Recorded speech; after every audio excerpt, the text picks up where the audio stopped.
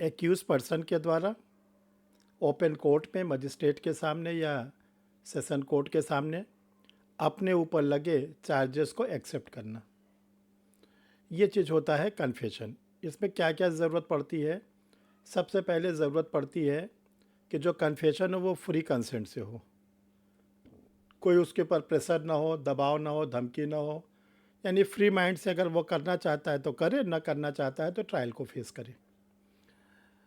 तो जो कन्फेशन होती है उसकी एविडेंशियल वैल्यू अलग अलग होती है।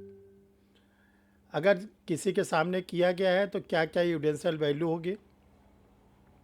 अगर मजिस्ट्रेट के सामने कोई कन्फेशन किया गया है तो वो सुपर फाइन होता है, ध्यान रखिएगा, उसको हम लोग सुपर फाइन बोलते हैं। मजिस्ट्रेट के सामने किए गए कन्फेशन को हम लोग बोलते हैं सुपर फाइन, सर्वोत्तम। उसमें कोई इफ़ बट का कोई प्रोसेस ही नहीं रह जाता। मजिस्ट्रेट में कौन कौन से लोग इंक्लूड हैं? मजिस्ट्रेट या कोर्ट। देखिए, जो मजिस्ट्रेट या कोर्ट आप लोग के सीआरपीसी में या एविडेंस एक्ट में लिखा रहता है, मजिस्ट्रेट का मतलब होता है second class magistrate, first class magistrate और chief judicial magistrate, section 29 CrPC.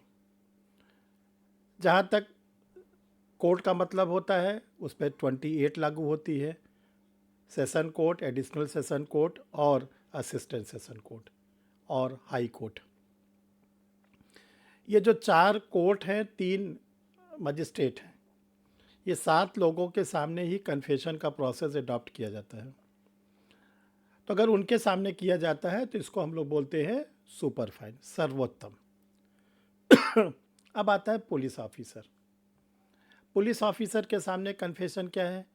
Police officer के सामने जो कन्फेशन होता है उसकी कोई एविडेंशियल वैल्यू नहीं होती, उसका कोई भी वैल्यू नहीं होता। कि पुलिस ऑफिसर के सामने किए गए कन्फेशन के बेसिस पर न तो कोई ट्रायल आगे बढ़ेगा, न तो उस पर कोई विश्वास किया जाएगा। तीसरे नंबर पर आते हैं प्राइवेट व्यक्ति। प्राइवेट व्यक्ति किसको कहते हैं? देखो, मजिस्ट्रेट और पुलिस को आप हटा दीजिए, जितने लोग बसते हैं सब के सब प्राइवेट। चाहे वो डॉक्टर हो, चाहे वो किसी कोई ऐसा पर्सन है जो किसी और गवर्नमेंट जॉब में है या प्राइवेट जॉब में है या अपना खुद का बिजनेस करता है, ये सब के सब आएंगे प्राइवेट में।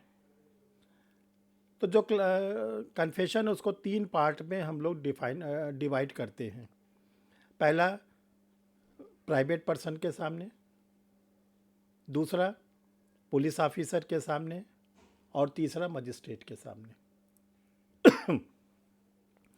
देखिए, सबसे पहले हम लोग प्राइवेट पर्सन के सामने डिस्कस करते हैं।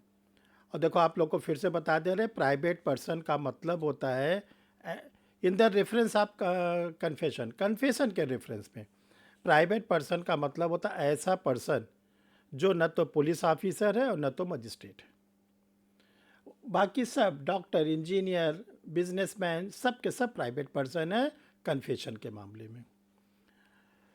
तो देखो, जो प्राइवेट पर्सन के सामने हम लोग कन्फेशन करते हैं उस पर 2 सेक्शन एप्लीकेबल होती है, सेक्शन 24 एंड 28, सेक्शन 24 और 28। ठीक है, देखो अभी जैसे क्लास ख़त्म होगी आप लोगों को कन्फेशन बिल्कुल क्लियर हो जाएगा, कोई प्रॉब्लम नहीं रहेगी, कोई इशू नहीं रहेगा और आप लोग इसको खूब अच्छी तरह से समझ भी जाएंगे। अब आता है प्राइवेट पर्सन के द्वारा प्राइवेट पर्सन से की गई कन्फेशन। 2 सेक्शन है, 24 एंड 28। रेंज नहीं है कि 24 से 28 आप बोलना, 2 सेक्शन ही केवल है, 24 एंड 28। देखो, 24 क्या कहती है कि अगर एक प्राइवेट पर्सन किसी एक्यूज पर्सन से उसको क्या करता है, इंड्यूसमेंट, उत्प्रेरणा देता है, थ्रेट, धमकी देता है, या प्रॉमिस, प्रतिज्ञा करता है कि तुम बताओ, मैं किसी को बताऊंगा नहीं, तो ये कहा जाता है कि 3 तरह से एक प्राइवेट पर्सन किसी एक्यूज के कन्फेशन को रिकॉर्ड करता है, लेता है। उत्प्रेरणा, इंड्यूसमेंट करके, थ्रेट, धमकी देकर, या प्रतिज्ञा, प्रॉमिस करके। तो वो जो कन्फेशन देगा एक्यूज पर्सन उसके सामने, वो कन्फेशन जो होगा वो इनरिलेवेंट होगा, एक्यूज पर्सन के अगेंस्ट वो इनरिलेवेंट होगा, यानी जो अभियुक्त व्यक्ति के विरुद्ध वो विसंगत होगा। और जब इनरिलेवेंट होगा तो कोर्ट सुनेगा, कोर्ट उस पर कोई विश्वास करेगा? जो चीज़ नहीं सर। इनरिलेवेंट है उस पर कोर्ट विश्वास करेगा, सुनेगा? नहीं सुनेगा नहीं। सर। नहीं सुनेगा। तो उसकी नहीं एविडेंशियल नहीं सुनेगा सर। तो उसकी एविडेंशियल वैल्यू क्या निकली? कुछ नहीं, 0। ज़ीरो। और हमने शुरू में आपको बताया था, ध्यान रखो। अभी ये कहा गया है कि प्राइवेट पर्सन के सामने सेक्शन 24 में अगर कन्फेशन, इंड्यूसमेंट, थ्रेट और प्रॉमिस के द्वारा ली गई है तो उसको कहा जाता है क्या? इनरेलेवेंट। और जो इनरेलेवेंट होता है वो एक्यूज पर्सन के अगेंस्ट हम लोग प्रूफ नहीं कर सकते। ठीक। इसी का एक्सेप्शन, इसी का अपवाद सेक्शन 28 में, इसी सेक्शन 24 का जो एक्सेप्शन है 28 में है। देखो 28 क्या कहता है कि अगर ये सब चीज़ें ना हो, इंड्यूसमेंट ना हो, थ्रेट ना हो और प्रॉमिस ना हो, यानी accused person free of mind अपने आप स्वेच्छा से, बिना किसी उसको डराए, धमकाए, लालच दिए, अपने आप बताता है।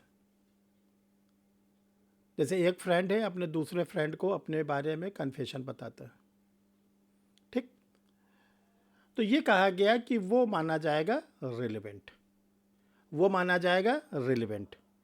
अगर ये 3 शब्दों का प्रयोग न करके कन्फेशन को दिया गया है एक्यूज पर्सन के द्वारा प्राइवेट पर्सन के सामने, तो उसकी जो एविडेंशियल वैल्यू होती है रिलेवेंट, सुसंगत। तो ये 2 सेक्शन हो गई आपकी प्राइवेट व्यक्ति के सामने। 3 सेक्शन है पुलिस ऑफिसर के लिए, 25, 26, 27। आपसे अगर पूछा जाए पुलिस ऑफिसर कौन है तो क्या बताएंगे? पुलिस ऑफिसर किसको बोलते हैं? बोलिए। विशाल, विशाल का तो नाता रहा है। जी सर। बताइए पुलिस ऑफिसर के मतलब क्या है? सर एसआई, इंस्पेक्टर और उससे ऊपर के जो लोग हैं। हेड कांस्टेबल नहीं? नहीं सर, तो किस डिपार्टमेंट का है फिर? पुलिस डिपार्टमेंट का है तो फिर और कौन बताएगा? शाकार, बताइए पुलिस ऑफिसर्स की मीनिंग क्या होती है? सर नहीं पता सर। किसी को मालूम है आप में से? अनुसंधान करता सर। आइयो। आइयो तो सब इंस्पेक्टर रैंक का होता है, बाकी और लोग? देखिए पुलिस डिपार्टमेंट में ये सब पुलिस रेगुलेशन, पुलिस एक्ट में पढ़ने का मौका मिलता है। कांस्टेबल से जो ऊपर। हाँ, जो पुलिस एक्ट है वो 1861 का है और होल द इंडिया में इम्प्लीमेंट होता है पुलिस एक्ट। जो रेगुलेशन होता है वो स्टेट वाइज होता है, यूपी का अपना रेगुलेशन, बिहार का अपना रेगुलेशन, मध्य प्रदेश का अपना रेगुलेशन, अदर स्टेट का रेगुलेशन अलग अलग। तो देखिए जो पुलिस ऑफिसर्स होते हैं उनकी सीरीज को हम आज आप लोग को समझा देते हैं। ये आपको सीआरपीसी में भी काम आएगा और आपके एविडेंस एक्ट में, या जहाँ पर भी ज़रूरत पड़ेगी, जहाँ पर भी पुलिस ऑफिसर शब्द का प्रयोग होगा। देखिए पुलिस में 4 पोस्ट होती है नॉन गस्टेड की और बाकी सब पोस्ट होती है गस्टेड। लेकिन जो इनके नॉन गस्टेड होते हैं उनको भी पुलिस ऑफिसर कहा जाता है। जैसे और डिपार्टमेंट में होता है, कहा जाता है ये क्लर्क हैं, ये प्यून हैं, ठीक है ना। तो पुलिस डिपार्टमेंट में जो 4 नॉन गस्टेड ऑफिसर्स होते हैं उनको भी कहा जाता है पुलिस ऑफिसर। सबसे छोटा पुलिस डिपार्टमेंट में जो सबसे छोटा पुलिस ऑफिसर होता है उसको बोलते हैं कांस्टेबल। कांस्टेबल हिंदी में क्या बोलेंगे? हिंदी में अगर आपसे पूछा जाए तो क्या बोलोगे आप लोग? सिपाही सर। सिपाही, आरक्षी, आरक्षी, दीवान, क्या क्या आप लोग बोलते हो? आज से जान लो उसका जो नाम है, लीगल नाम है आरक्षी। कांस्टेबल आरक्षी पहला नंबर पे, उसके ऊपर है हेड कांस्टेबल प्रधान आरक्षी, उसके ऊपर है उप निरीक्षक सब इंस्पेक्टर जिसको हम लोग कहते हैं एसआई, उसके ऊपर होता है इंस्पेक्टर निरीक्षक। ये 4 लोग होते हैं और राजपत्रित नॉन गस्टेड, ठीक है, पुलिस डिपार्टमेंट के। देखिए जो पुलिस थाना होता है, क्योंकि देखो आप लोग मजिस्ट्रेट बनो, एपीओ बनो, हायर जुडिशल जिसमें भी जाओगे, आपका पाला केवल और केवल पड़ेगा पुलिस वालों से, थाने वालों से, जेल वालों से। जो पुलिस थाना होता है जिसको हम लोग कहते हैं स्टेशन, पुलिस स्टेशन, उसका इंचार्ज होता है, उसको हम लोग बोलते हैं station in charge of the police station या इंचार्ज ऑफ द पुलिस, थाने का भार साधक अधिकारी। ये होता कौन है? देखो जो थाने होते हैं वो 2 तरह के होते हैं, एक होता है इंस्पेक्टर रैंक का, एक होता है सब इंस्पेक्टर रैंक का। जो इंस्पेक्टर रैंक का थाना होता है उसको हम लोग बोलते हैं कोतवाली। आप लोग देखे होंगे, आप लोग जिस भी डिस्ट्रिक्ट में रहते हो वहाँ पर लिखा रहता है थाना कोतवाली, ठीक। जो थाने पर कोतवाली शब्द नहीं यूज़ होता उसका इंचार्ज होता है सब इंस्पेक्टर, सब इंस्पेक्टर, और जहाँ पर कोतवाली लिखा होता है उसका इंचार्ज होता है इंस्पेक्टर। ये जो 4 लोग हैं यही होते हैं थाने के इंचार्ज। ऐसा नहीं कि जो आईजी साहब हैं, डीआईजी है, ये लोग थाने के इंचार्ज, उनसे थाने आने से ये सब मतलब नहीं है। जो सबसे छोटी यूनिट है पुलिस स्टेशन, वो होंगे या तो इंस्पेक्टर रैंक के या तो सब इंस्पेक्टर रैंक के। इसके ऊपर स्टार्ट होते हैं गस्टेड ऑफिसर। सबसे पहला सबसे छोटा जो गस्टेड ऑफिसर इनके यहाँ होता है DSP, deputy superintendent of police. ये स्टेट सर्विस से आते हैं। जो पीसीएस ऑफिसर्स होते हैं उसमें जो पीपीएस होते हैं, प्रोविंशियल पुलिस सर्विसेज, उससे इनका रिकमेंड्स होता है। इनको बोलते हैं उप अधीक्षक, पुलिस उप अधीक्षक। इसके ऊपर होते हैं ASP, additional superintendent of police, जिसको हम लोग कहते हैं अपर पुलिस अधीक्षक। ये लोग होते हैं आईपीएस ऑफिसर। जो आईपीएस होते हैं वो पहली पोस्टिंग पाते हैं एएसपी। इसके ऊपर होते हैं एसपी। एसपी को क्या बोलते हैं? Superintendent of the police. SP के ऊपर DIG, deputy inspector general, police उपाधीक्षक, अरे सॉरी, पुलिस उप महानिरीक्षक। इसके ऊपर होते आईजी, इंस्पेक्टर जनरल, महानिरीक्षक पुलिस। इसके ऊपर होते अपर पुलिस महानिदेशक, ADG, additional director general police.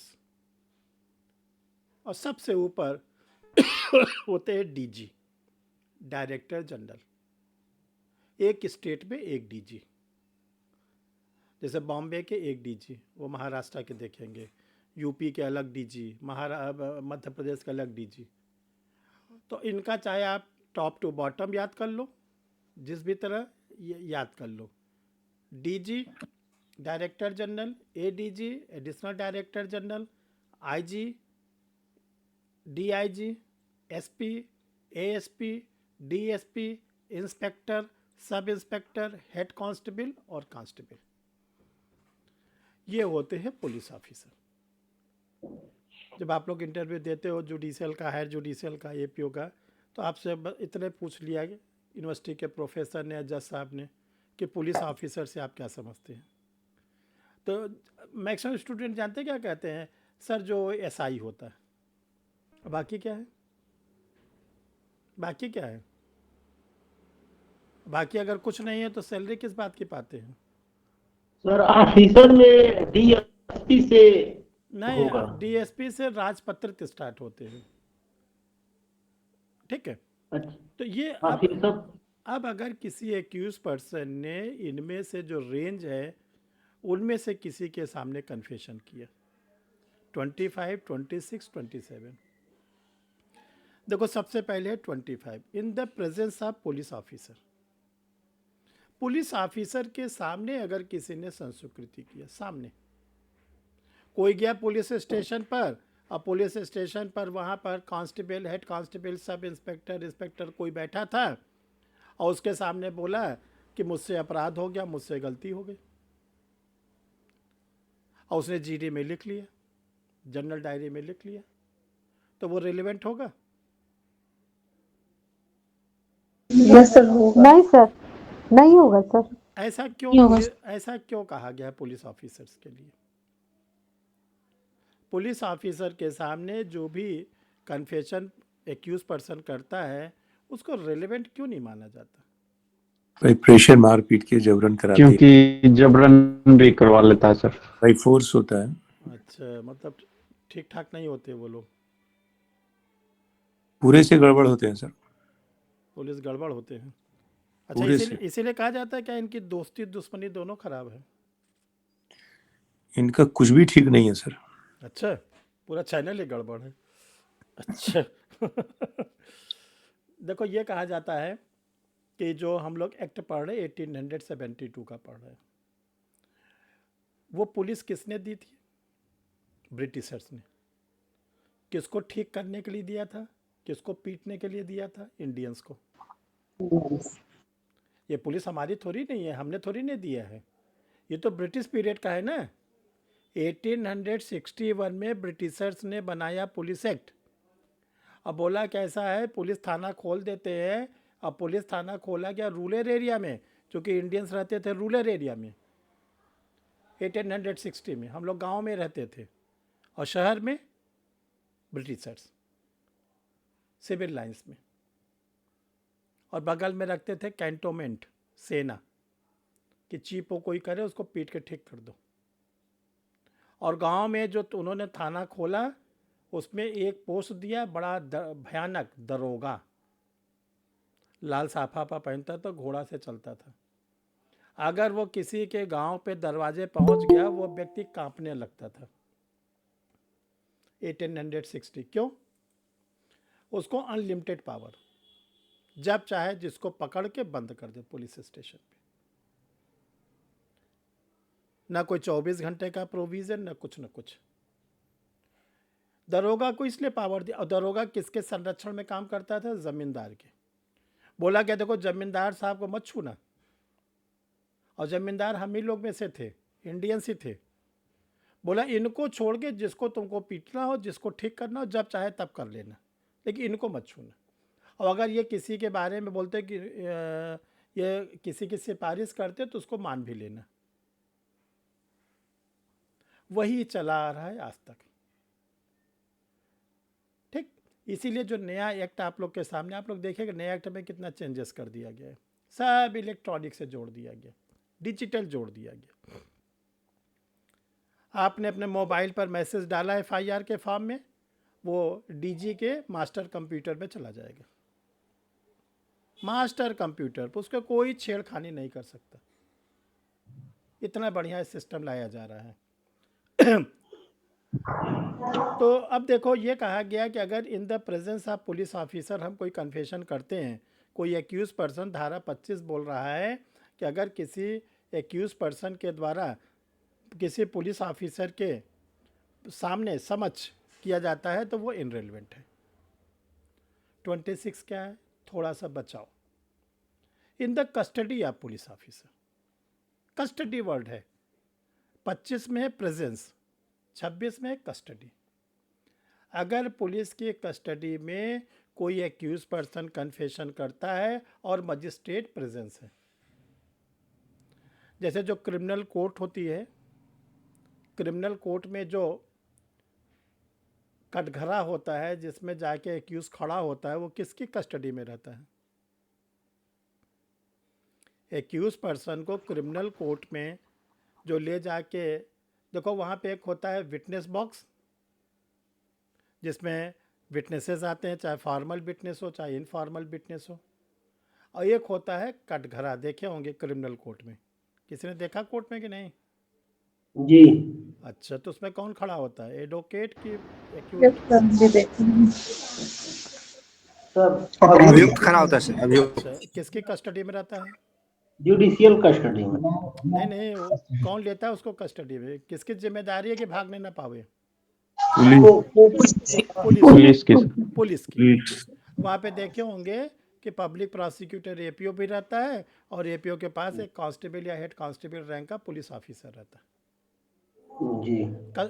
Magistrate ने बोला इसको कस्टडी में ले लो, कस्टडी में आ गया। अब अगर वो पुलिस की कस्टडी में आने के बाद मजिस्ट्रेट के प्रेजेंस में कन्फेशन करता है, मजिस्ट्रेट बोलता है क्या तुमने अपराध किया है, तुम्हारे ऊपर जो चार्जेस लगा है, और कटघरे में खड़े खड़े अगर वो कहता है कि हाँ जज साहब मैंने अपराध किया है, मुझसे ऑफेंस हो गया है, मुझसे गलती हो गई है, तो ये सेक्शन 26 कहता है in the custody of police officer but magistrate presence, तब वो क्या होगा? रिलेवेंट होगा, तब वो रिलेवेंट होगा। ये कहा जाता है जब मजिस्ट्रेट आ जाते हैं तो पुलिस का डर, पुलिस का भय सब खत्म हो जाता है। और वो एक्यूज पर्सन कस्टडी में किससे कन्फेशन कर रहा है, पुलिस से कि मजिस्ट्रेट से? मजिस्ट्रेट। मजिस्ट्रेट से कर रहा है ना, इसलिए वो क्या है? 26 रिलेवेंट। अब देखो 27 दोनों का मिक्सचर। 27 कहता है कि अगर कोई एक्यूज पर्सन किसी पुलिस ऑफिसर से कन्फेशन करता है, दो पार्ट में कन्फेशन करता है। एक तो ये कहता है कि मैंने एक्स का मर्डर किया, मैंने जो एक्स का मर्डर किया जिस चाकू से किया वो चाकू मैं नदी के किनारे छिपा दिया हूँ। दो बात कह रहा है, मैंने एक्स का मर्डर किया, एक्यूज पर्सन कह रहा है पुलिस ऑफिसर से, और मैंने जो एक्स को मारा है वो चाकू मैं नदी के किनारे छिपा दिया हूँ। तो जो पहला पार्ट है वो रिलेवेंट है, मैंने एक्स को नहीं मारा। सर, नहीं सर, नहीं सर। क्यों क्यों रिलेवेंट है? क्योंकि पुलिस के सामने कर रहा है सर। ये फर्स्ट वाला पार्ट 25 में आ जाएगा। फर्स्ट वाला कहता है ना in the presence of police कस्ट ऑफिसर, इनरिलेवेंट है। सेकंड पार्ट, पुलिस वाला उसको ले जाके नदी के किनारे चाकू को रिकवरी करता है, बरामदगी करता है, तो ये पार्ट रिलेवेंट है। जी सर। क्यों Yes, रिलेवेंट relevant. है? क्यों रिलेवेंट है? इसलिए रिलीवेंट है सर कि क्योंकि उसके चाकू सर बरामद कर लेता है सर, सर वो पुलिस वहां जाके। सर अभियुक्त का जो बताया हुआ है कि चाकू नदी के किनारे है, उससे वो एक जो है कि संपोषक साक्ष्य हो जा रहा है। किस चीज का संपोषण? मतलब वो जो बताया है उसी के बताने के अनुसार जो चाकू बरामद किया गया है, इसलिए वो प्रूफ हो जाता है कि मान लो झूठ बोल रहा है तो क्यों झूठ बोल रहा है। देखो रेलेवेंट क्यों है, इसका आंसर जान लो। जो वो चाकू रिकवरी होगी, वो चाकू रिकवरी होने के पास वो जाएगी बैलिस्टिक के पास, फिंगरप्रिंट एक्सपर्ट के पास। ये देखा जाएगा चाकू पर किसके हाथों के निशान हैं, फिर एक्यूज के हाथों के निशान को कोरोबरेट किया जाएगा। इसको बोलते रियल एविडेंस, इसको बोलते भौतिक साक्ष्य। ये कहा गया कि अगर इसको भी आप नहीं लोगे तो रिलेवेंसी कैसे फिक्स होगी। अगर सेकेंड पार्ट को भी इनरिलेवेंट बना दिया जाए तो जो वो ये कह रहा है कि मैंने एक्स का मर्डर किया है, इसकी रिलेवेंसी कैसे फिक्स होगी। तो ये कहा गया कि जो 27 का सेकेंड पार्ट है, सेकेंड पार्ट कहता है कि चाकू को ले लो, चाकू को लेकर एक्सपर्ट्स को भेज दो, एक्सपर्ट्स की ओपिनियन ले लो, इसके बाद इसके फिंगरप्रिंट को ले लो, दोनों को कोरोबरेट करा लो। अगर दोनों कोरोबरेट होते हैं तो ये मान लिया जाएगा कि ये चाकू, ये जो चाकू पर निशान है इसी की है। इसलिए 27 का सेकेंड पार्ट रिलेवेंट है। देखो जब आप लोग जुडिशरी का मेंस दोगे, हायर जुडिशरी का किसी का, ये वाले 27 से सेकेंड पार्ट से मेंस में क्वेश्चंस आता है लिखने को लिए। तो आप लोग बहुत ही सावधानी से इसको डिटेल लिखना है क्या आपको लिखना है कि पुलिस ऑफिसर चाकू को इसलिए रिकवरी करता है क्योंकि वो जाना है एक्सपर्ट्स की ओपिनियन के लिए, और जो एक्सपर्ट्स की ओपिनियन हमने आप लोगों को शुरू बताया था कि घटना स्थल से जो चाकू मिलता है, छर्रे मिलते हैं, ब्लड के निशान मिलते हैं, डेड बॉडी मिलती है, ये सब रियल एविडेंस है। शुरू में आपको हमने बताया था। तो वो रियल एविडेंस होने के कारण वो रिलेवेंट है। ठीक है, देखो एक केस हम आप लोग के सामने सॉल्व करा रहे हैं, आर वर्सेस लेस्टर का। और जिससे पूछेंगे वो बोलेगा, बीच में कोई आंसर नहीं देगा। ठीक है, जिससे हम पूछेंगे वही अपना आंसर देगा। ठीक है, चाहे अपना मुंह को पकड़ के बैठे रहो ताकि बोली ना निकलने पाए, क्योंकि जिसको मालूम रहता है पिछले ना जिसको पढ़ाया गया वो मानता नहीं, वो बोलता बहुत जल्दी है। चलो ध्यान से सुनो सब लोग, और जिससे पूछेंगे देखो वही बताना। एक व्यक्ति को, एक एक्यूज पर्सन को, बहुत पुराना केस है, 1913 का है, बहुत इम्पॉर्टेंट है, इतनी बार ये एग्ज़ाम में आया है, पूछो ना। एक एक्यूज पर्सन को एक पुलिस स्टेशन से कोर्ट ले जाया जा रहा है। एक एक्यूज पर्सन को पुलिस स्टेशन से 2 कांस्टेबल एक घोड़ा गाड़ी में बैठाकर ले जा रहे हैं कोर्ट कचहरी। ठीक है, रास्ते में पुलिस वाले घोड़ा गाड़ी को रोकते हैं, एक्यूज उसी में बैठा रहता है और वो दोनों कांस्टेबल चाय पीने लगते हैं। तभी घोड़ा वाला उससे पूछता है क्या बात है भाई, तुमको क्यों पुलिस ले जा रही है। घोड़ा गाड़ी वाले को वो सब बताता है कि मुझसे गलती हो गई, मैंने ये कर दिया, वो कर दिया, वो कर दिया, सब बता देता है। यहाँ पे क्वेश्चन आता है, घोड़ा वाला प्राइवेट व्यक्ति है, एक्यूज पर्सन ने प्राइवेट व्यक्ति के सामने किया है, और घोड़ा गाड़ी वाले ने ना कोई दबाव दिया, ना कोई धमकी दिया, कुछ नहीं दिया है। इसके बाद एक्यूज पर्सन ने उसको सारे अपने द्वारा किए गए अपराध को बता दिया। तो क्या ये रिलेवेंट होगा कि नहीं होगा? साकार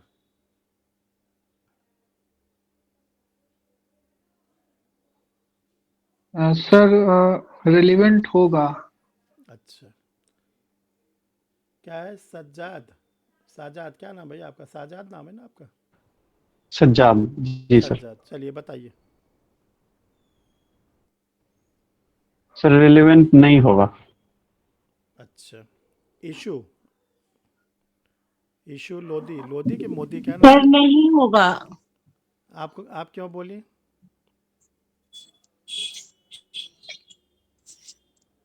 अभी क्या समझाया था हमने? इंटरव्यू हो रहा है इशू लोधी का, और आप घुस गई कमरे के अंदर, बोला हमारा इंटरव्यू ले लो, तो क्या होगा? वो रिलेवेंट नहीं होगा उसमें, कौन तो चलो ठीक। उनके उसमें है ना कस्टडी पुलिस की। अच्छा, कपिल कुमार, दीन बंधु, नहीं होगा सर। क्यों? काशीलाल, हर्षिता,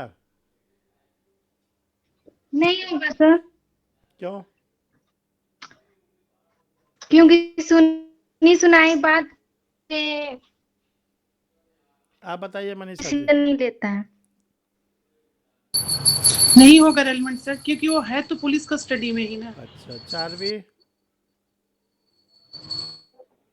किरण जी आप बताइए क्या होगा? सर रेलेवेंट नहीं, सर रेलेवेंट नहीं होगा क्यों? सर, क्योंकि पुलिस कस्टडी में ही है, कोई मैजिस्ट्रेट भी वहाँ पे प्रेजेंट नहीं है। तो किस सेक्शन में इनरेलेवेंट होगा? 25, 26, 27 किस में होगा इनरेलेवेंट? 27 में होगा शायद सर। मिस्टर पाठक जी बताइए।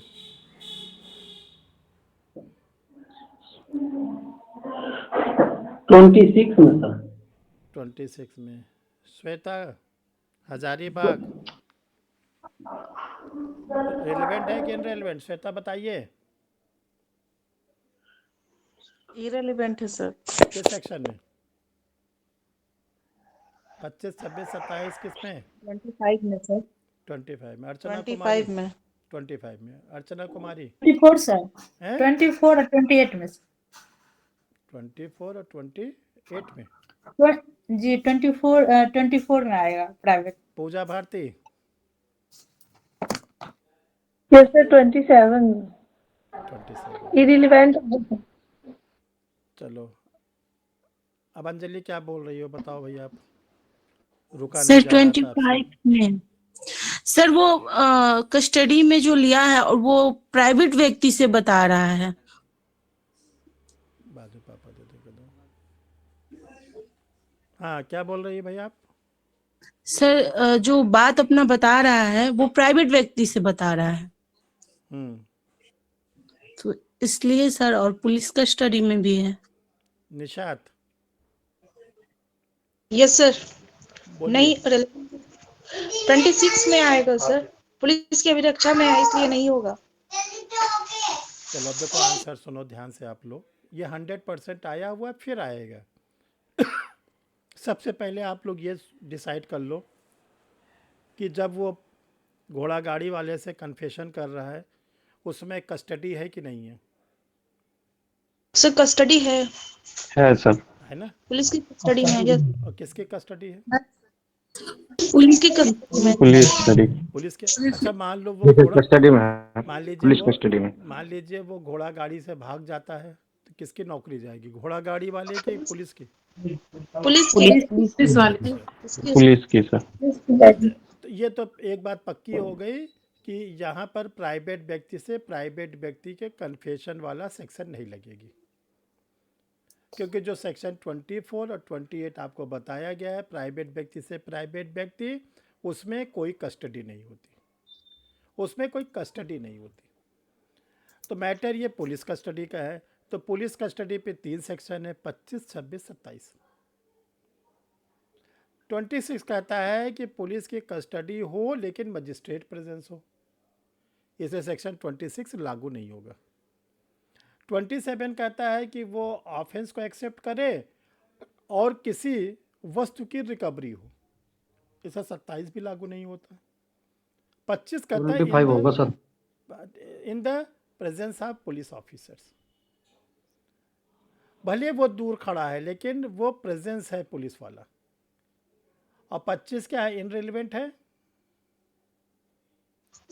इसलिए ध्यान रखिएगा कि जो एक्यूज पर्सन ने घोड़ा गाड़ी वाले से कन्फेशन किया है वो कन्फेशन इनरिलेवेंट है। और आप लिख लीजिएगा, इस केस का नाम है लेस्टर, लिख लो आप लोग। आर वर्सेस लेस्टर, पीटी में खूब आता है, आर वर्सेस लेस्टर।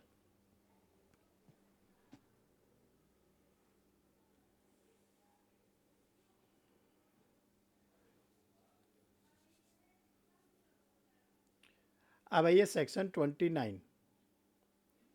देखो 29 कहता है कि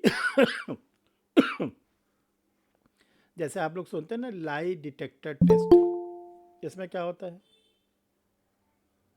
लाई डिटेक्टर टेस्ट में क्या होता है? प्रभात बताइए क्या होता है?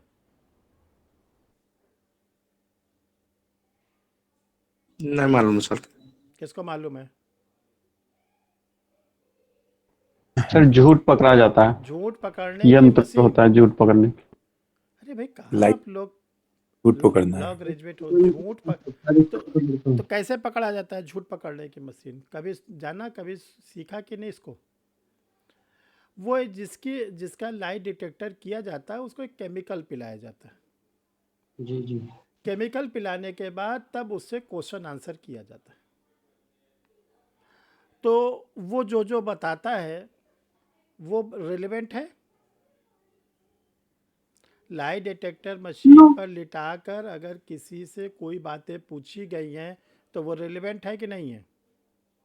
No sir. तो फिर क्यों पूछा जा रहा है? जब नहीं है तो किया क्यों जा रहा है? है सर। रेलिवेंट है सर। हर्षिता जाके अपना लाई डिटेक्टर टेस्ट कराइए कल, ठीक है? वो रिलेवेंट होता है। दूसरा, जैसे आपने किसी से बोला जो आप लोग दैनिक डेली रूटीन में करते हो कि देखो तुमको तो हम ये बात बता दे रहे हैं, किसी को बताना मत। अगर आपने किसी को इस तरह बोला कि देखो हम तुमको एक बहुत ही इंपॉर्टेंट बात बता रहे हैं, किसी को कहना नहीं, तो दूसरा वाला व्यक्ति कहेगा कि नहीं कहेगा किसी से? कहेगा। कितने लोग से? कम से कम 10-20 लोग से कह कम से कम 10 लोग से जब तक बता नहीं लेगा तब तक उसको चैन नहीं पड़ेगा। और चाहे कल इसके टेस्टिंग करके देख लेना। क्यों? आपने उसको बोला कि देखो किसी को बताना नहीं, आपने इतना प्रेस किया उसको कि वो बातें, वो फैक्ट्स जाके पिट्यूटरी ग्लैंड्स में जाकर बैठ गई, याददाश्त की दिमाग में जाके बैठ गया। जब कोई मिला तब बताया, जब मिला तब बताया, जब मिला तब बताया। अच्छा, अगर आपने रूटीन में किसी से कोई बात बताया तब भूल गया, तब वो शायद नहीं बता। भूल गया। अभी आप किसी को बता दो कि देखो हम एक जगह क्लास करते, किसी को बताना नहीं। और आप किसी को ऐसे बता दो कि अरे भाई हम आजकल एक क्लास करते, तो आपने अगर ऐसे बता दिया रूटीन में तब वो कभी किसी को बोलेगा नहीं। लेकिन अगर आपने किसी को बता दिया तो ज़रूर बताएगा। तो ये कहा गया कि अगर कोई व्यक्ति किसी को ऐसे करके कोई चीज़ बताता है, ठीक है, और वो व्यक्ति किसी दूसरे को बताता है, तो वो रिलेवेंट है। एक व्यक्ति ने दूसरे व्यक्ति को बिना किसी दबाव, धमकी, कोई इंड्यूसमेंट नहीं था, कोई थ्रेट नहीं था, कोई प्रॉमिस नहीं था, और एक्यूज पर्सन ने दूसरे को बता दिया। तो दूसरे को बताया तो सेक्शन 28 में तो है ही है। अगर वो तीसरे को बता दिया और तीसरा व्यक्ति उसको फोर्थ को बताता है, तो ये जो तीसरा चौथा में कम्युनिकेशन हो रहा है, ये रेलेवेंट है कि नहीं रेलेवेंट है? रेलिवेंट है। रेलेवेंट है। तो ये Relevant ध्यान होगा। रखिएगा कि अगर इसको बोला गया गुप्त रखने का वचन, कि सेक्रेट, अगर कोई चीज़ सेक्रेट के लिए आप बोले हो, या आपको कोई केमिकल पिलाकर, जिसको लाई डिटेक्टर कहते हैं, तो सेक्शन 29 कहता है कि वो रिलेवेंट होगा। तो इसको बड़े बुजुर्गों ने कैसे बताया कि देखो दीवारों के कान होते हैं। तो दीवारों के कान का मतलब ये है कि अगर किसी को तुम गुड फेथ में लेकर ये कहते हो कि देखो किसी को बताना नहीं, तो बताएगा ज़रूर, ज़रूर बताएगा वो। तो इसलिए वो जो दूसरे को बता रहा है वो रिलेवेंट है। सेक्शन 30, देखो सेक्शन 30 है कोई एक्यूज्ड। देखिए यहाँ पे दो चीज़ों को आप सीख जाइए। एक होता है कोई एक्यूज्ड, एक होता है एकम्प्लिस। एक होता है कोई एक्यूज्ड और एक होता है एकम्प्लिस। कोई एक्यूज्ड क्या है? जब दो या दो से अधिक लोग मिलकर कोई ऑफेंस करते हैं। जब दो या दो से अधिक लोग मिलकर कोई ऑफेंस करते हैं, 3 लोग, 4 लोग, 5 लोग, 10 लोग, 20 लोग, कुछ भी, और उनके नाम पता होते हैं, उनके नामों की जानकारी होती है, तो एफआईआर किस नाम से होगी? मान लो राकेश और दिनेश, 2 लोगों ने मिलकर कोई ऑफेंस किया, उनके नाम की जानकारी विक्टिम को है, तो उसकी एफआईआर किस नाम से होगी?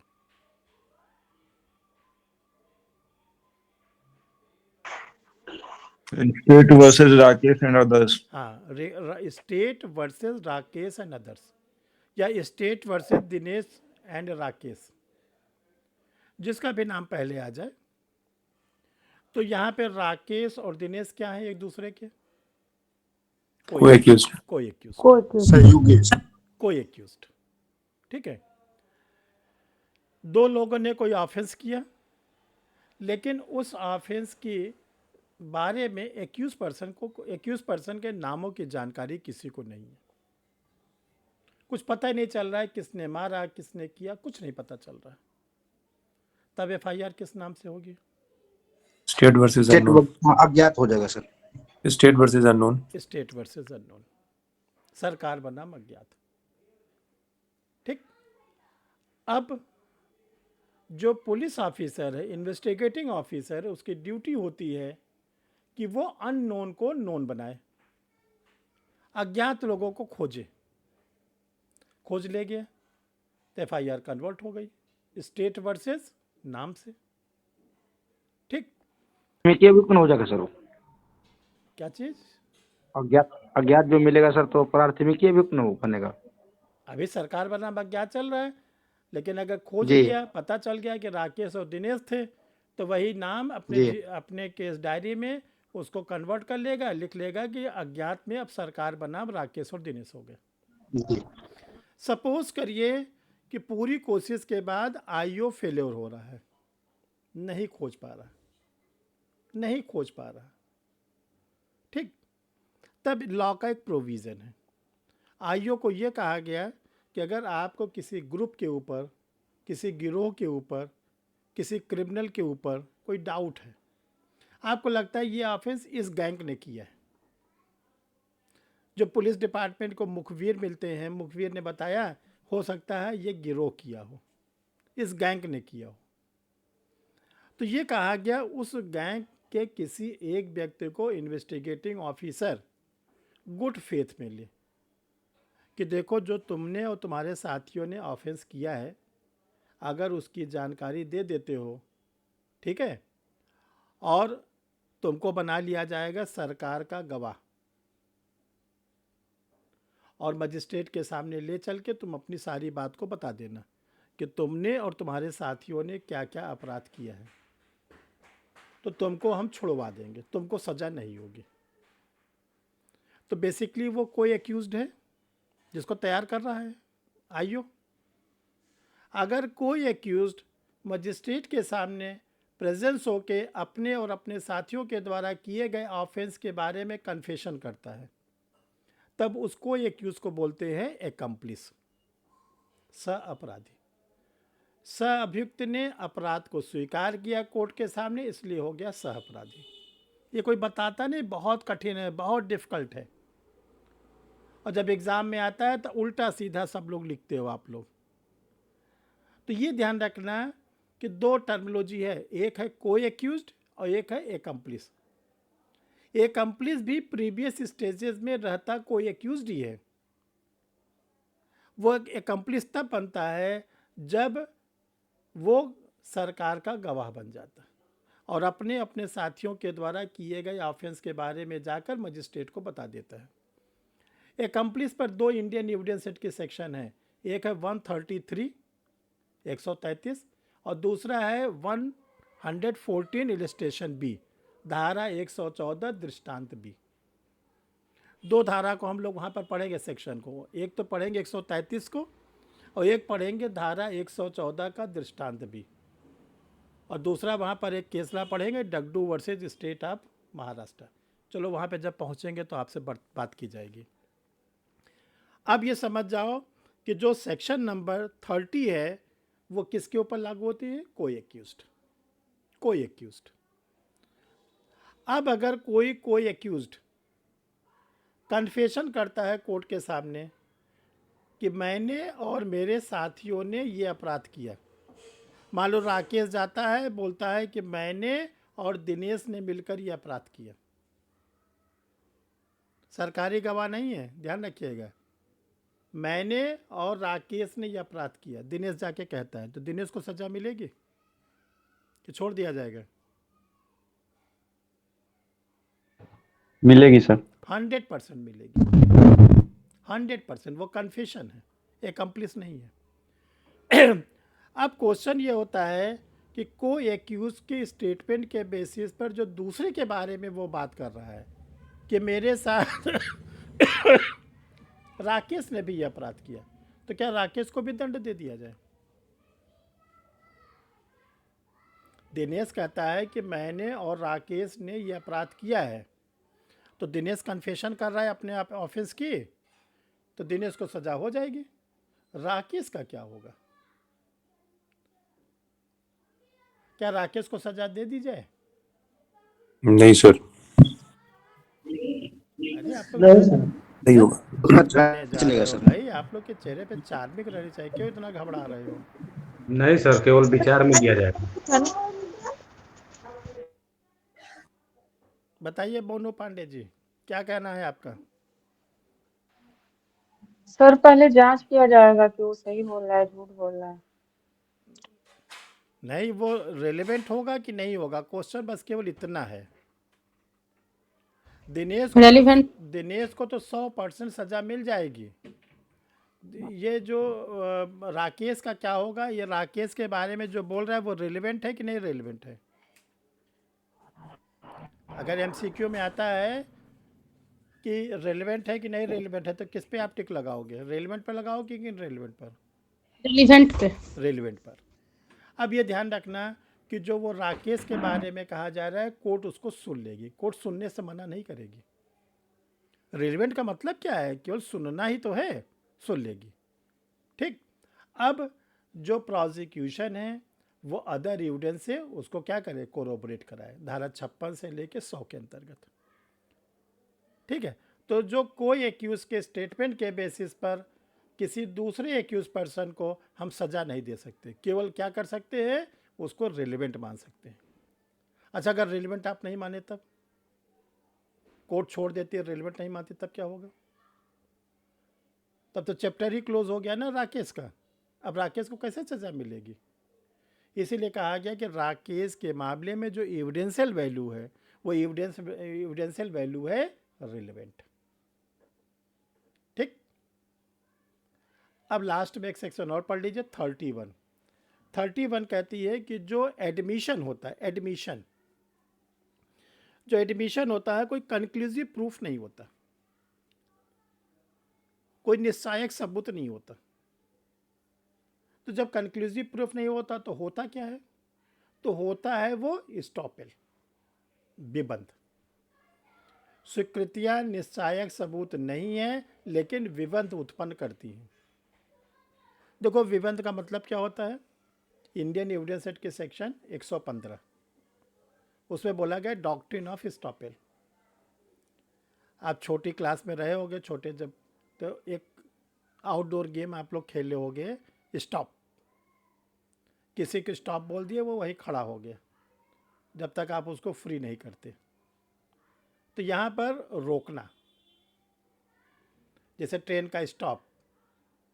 अगर मान लीजिए ट्रेन में बहुत पैसेंजर भरे हैं, बहुत भीड़ है, तो जो स्टॉपेज आएगा वहाँ रुकेगी कि नहीं रुकेगी ट्रेन? रुकेगी सर। अच्छा, मान लो बस ओवरलोडेड है, कंडक्टर ने बहुत लोग को बैठा लिया, अगला कोई बस स्टॉप आया तो रुकेगी? जी सर। जी सर। अब किस लिए रुकेगी? नहीं रुकेगी सर, नहीं रुक। पैसेंजर को उतारने के लिए रुकेगी। जो भरा हुआ है 50 की जगह 100, 10 उतरने को तैयार हो तब रुकेगी। तो ट्रेन तो ज़्यादा भाई जानकारी न ड्राइवर को रहती है न गार्ड को रहती कितने भरे हो। ट्रेन भी रुकेगी, बस भी रुकेगी, सब रुकेगी।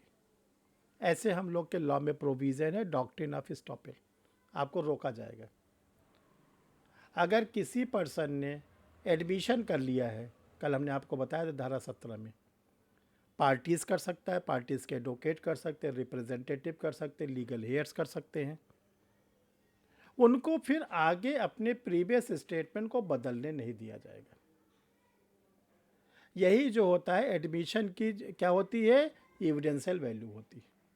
अगर आपने एक बार एडमिशन कर लिया तो आपको अपना एडमिशन फिर बदलने नहीं दिया जाएगा। एडमिशन किन मामलों में लागू होती है? सिविल केसेस में। Civil. Doctrine of estoppel civil में लागू होता है कि क्रिमिनल में, कि दोनों में? सिविल। वो भी सिविल में लागू होता है, वो भी सिविल में लागू होता है। ठीक है, एडमिशन भी सिविल में लागू होता है, विबंध का सिद्धांत भी सिविल में लागू होता है और उसमें रोक दिया जाता है। मान लो क्रिमिनल केस में कोई अपना स्टेटमेंट बदलना चाह रहा है, तब बदलने की कोशिश किया, तब आईपीसी के सेक्शन 191 फॉल्स एविडेंस, 193 में पनिशमेंट जेल। ये सब इसलिए प्रोविज़न बनाया गया है ताकि कोर्ट अगली डेट पर अगला काम करे। अच्छा, अगर पार्टीज़ को ये राइट्स होता खूब बदलो तो कोर्ट प्रोसीड कर पाता आगे? नहीं सर। आज स्टेटमेंट रिकॉर्ड किया कोर्ट ने सिविल मैटर में, अगली डेट पर आया, बोला साहब मुझे अपना प्रीवियस स्टेटमेंट बदलवाना है। कोर्ट ने कहा अच्छा चलो, फिर बदल दिए। फिर अगली डेट आए, फिर बदलवा दिए। तो कोर्ट आगे अगला स्टेप कैसे बढ़ेगी? तो इसीलिए ध्यान रखिएगा, ब्रिटेन का एक बहुत ही इंपॉर्टेंट केस ला है पिकर्ड वर्सेस सीयर्स। उसी पिकर्ड वर्सेस सीयर पर डॉक्ट्रिन ऑफ स्टॉपेल बनाया गया है, और उसी डॉक्ट्रिन ऑफ स्टॉपेल को हम लोग के इंडियन एविडेंस एक्ट में सेक्शन 115 में रखा गया है, पक्षकारों को रोको अपने बयान देने से। तो जो एडमिशन होता है, स्वीकृत होता है, उसका क्या एविडेंशियल वैल्यू है कि वो डॉक्ट्रिन ऑफ स्टॉपेल यानी उसको उत्पन्न करता है। ठीक है, अब आप लोग इसको जितनी बातें बताई गई हैं सबको पढ़ डालना, रिवाइज कर डालना, तो इससे होगा क्लियर हो जाएगा। और जो अगला चैप्टर है हम नोट करा दे रहे हैं, उसको पढ़ के रेडी रखना। डाइन डिक्लेरेशन, उस पर एक वीडियो भी गया था अभी 1 हफ्ता पहले, उसको भी देख लेना। हमने उस वीडियो में बहुत सी बातें बताई भी हैं आप लोगों को। और आज आप लोग को हमने एक वीडियो सेंड किया है कि जुडिशल सर्विसेज की तैयारी करने वाले स्टूडेंट 10 गलतियों को ना करें। ऐसी कौन कौन सी 10 गलतियां करते हैं जिसके कारण जुडिशल सर्विसेज में उनको प्रॉब्लम आती है, तो उसको देख डालना। अगर वो गलती आपके द्वारा भी की जाती है तो उसको तुरंत दूर कर दीजिए, तुरंत दूर कर दीजिए। ठीक है, और कमेंट लिख दीजिएगा, हम देखेंगे आप लोग का। और किसी कुछ पूछना तो नहीं है? सेक्शन 29 एडमिसिबल है। हैं? लाई डिटेक्टर टेस्ट में जो बातें कही जाती हैं हाँ भाई, इसीलिए तो लिया जाता है ना। एडमिसिबल हो गया। और चलो